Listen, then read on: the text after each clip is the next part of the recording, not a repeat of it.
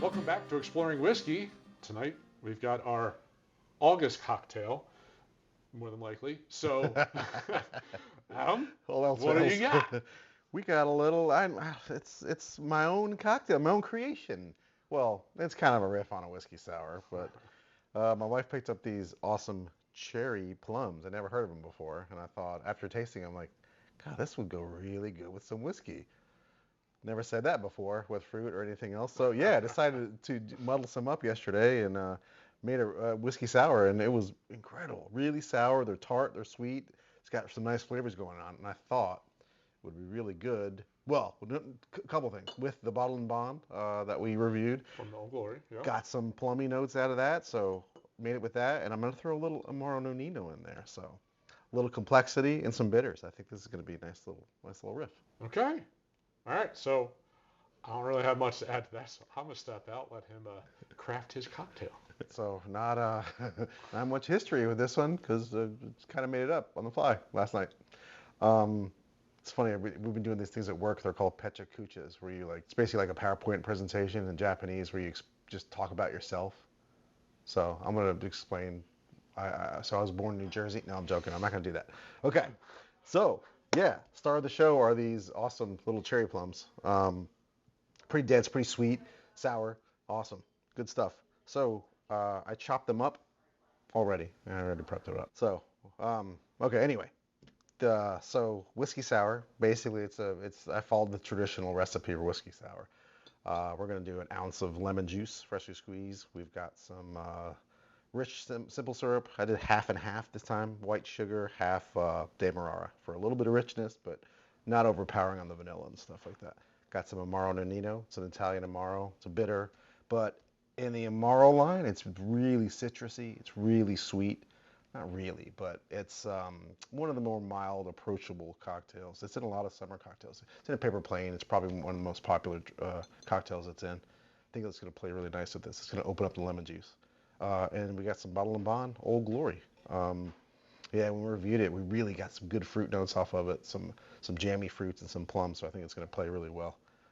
Shaken cocktail. We're going to serve it on the rocks. You could probably serve this one neat or up, but we're going to do it on the rocks, just like most sours are served. So shaken cocktail. So you're going to need a shaker.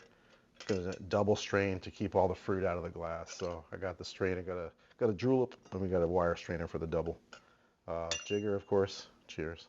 I cut a couple cheeks for some decor over here. So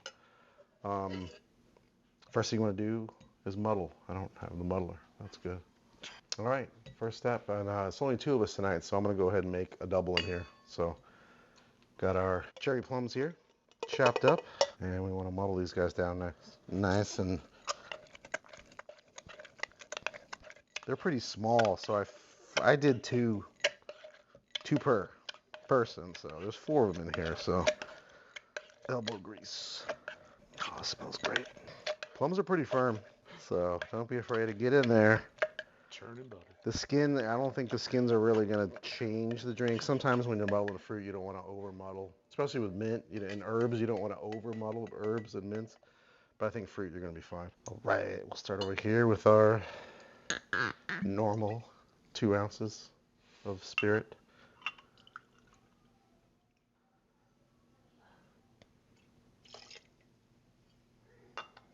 We're going to do a half ounce of the Amaro Nonino. Cheers. 2 ounces of lemon juice. And we're going to do an ounce of simple syrup. Get some sweetness off of this, so I don't want to make it too sweet. Half ounce, full ounce for two. We're going to add a couple dashes of Angostura bitters. This is close. A lot of volume in here. All right, double strain this.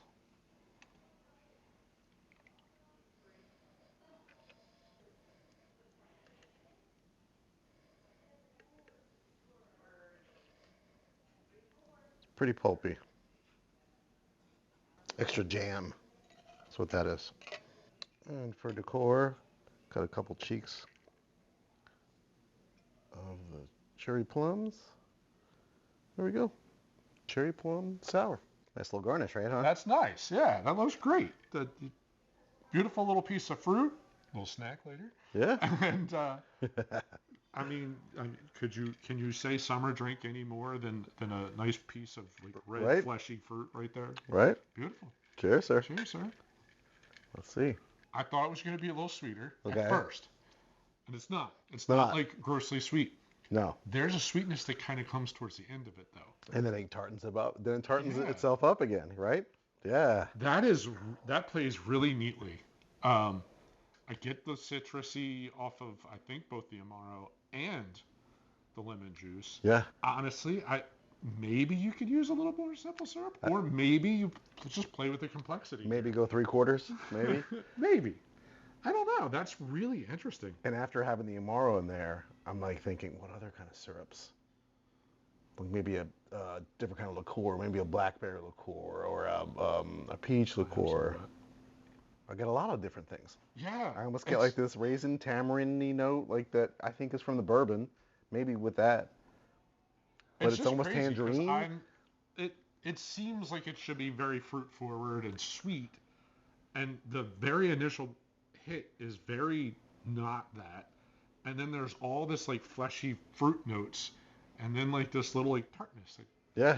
It's you don't get that kind of a roller coaster out of a cocktail like you do normally on a whiskey. That's Yeah. kind of cool. Yeah. That is really cool. I think I don't know. Yeah, there's so many. They could hold up to a higher proof, I think, but I think so. it's not. Yeah, because I'm not getting like a crazy amount of ethanol off of this. I mean, there's 2 ounces of that, and then Amaro is 35 Some alcohol, right? Yeah. proof. Yeah, 35 proof or 35%? 35. Sorry, 35%. Okay. So that's not. Yeah, so it's a little bit extra. It's Yeah. not your normal horchata or other things. I was expecting grossly sweet, and it's not. It's I not. like that. I really appreciate that. Yeah. I don't like that grossly syrupy sweet. I like a little tartness in fruit. It's more interesting. Yeah, I think so too. Yeah, especially with fruit, like when the fruits, like you get the natural fruit sweetness, you know? I mean, I think that really carries through, which is cool. You taste the ingredients of the drink, that's pretty cool. That is really great. Very refreshing. Fruit forward, but not like syrupy or any of that kind of things. A lot of really cool things going on there. Yeah, thank you. Fun. And Fun one.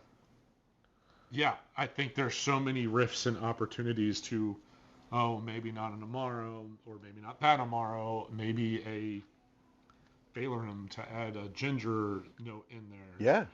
But still a sweet, like rummy, sugary note. Yeah. There's orgeat. Yeah. It wouldn't be horrible. No, we would add a cool cherry, and I would play with the cherry note. Yeah. I think the cherry note would come out more. So yeah, a lot of different riffs you can do with this one. There's a lot of opportunities in this guy. That's a fun little thing. Yeah. All because of a weird little fruit sitting on the counter. And it's crazy. The first thing I talk about fruits. I even talk about drinks at work or talking about different kind of fruit. I was explaining these, and my friends were like, "Oh, did you make a?" I went, "No, I made a drink with them." That was my first idea. Oh, did you put it in some kind of fruit salad? No, I first smashed it and put booze in it. I love that. That's just it's just fun looking at grocery stores and just riffing off of fruit. It's cool. Little citrus, tart, fleshy fruit. Yeah, that's really cool. Semi reminds me of the what was it that we got? The apricot right off the tree. Like a little harder, kind of sweet, but not like grossly sweet. Yeah. Like very similar to that. When you taste the fruit, when you taste the cheek part, it's so sour sweet. It's just a cool blend. That's very similar. I'm sure if you let it ripen up, these I think are like mid ripened. They're not full on really soft. Probably gets more There's still sugary. some firm. Yeah. I don't know. I like plums like that though. Yeah. They're that's they're great. better. Yeah. As you can see, it's Wonderful. not that bad. All right. Well, before we totally crush these, we're going to wrap this up. Thank you for joining us for our August cocktail of the month. A little bit of a riff, all because of some fruit found in the store. Yeah. Which is always kind of something that's you can do. Like that's the fun part of cocktails is find a fruit, get a flavor profile. That reminds me of this whiskey, and maybe it'll play good with this or that. So kind of a fun thing you can do is to go down a rabbit hole. Yeah. Just try things out. Worst case, it might not be completely good, but you can. A lot of times you can salvage it, Right. Add or just something. hold your nose and Or down it. Yeah, tough it that's out. true. If you like content like this, cocktail episodes, whiskey reviews, that's what we do. We really appreciate you liking this video. It helps it get shared across the YouTube universe and helps us continue to grow. Yeah. Someone found us for the first time, subscribe. Yeah, leave us a comment. What's your favorite summer drink, or your favorite summer sour, or fruit sour, whatever, summer drink? Or have you come across a really like unique fruit that really did something cool in a cocktail? Yeah. That Good point. Yeah. I want to make it. Love Send to it hear over. from you. Yeah. All right. See you on the next episode. Cheers. Cheers.